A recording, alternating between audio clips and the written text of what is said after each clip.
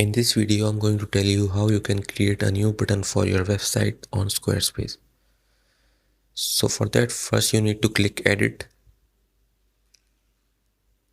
And then here you can see we have some buttons as well. Learn more.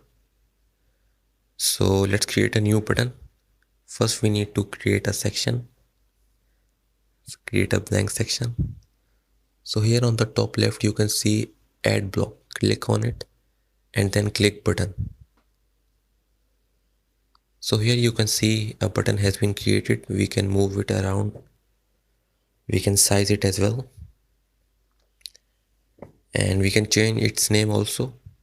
So for that, click on the pencil icon and then let's name it subscribe.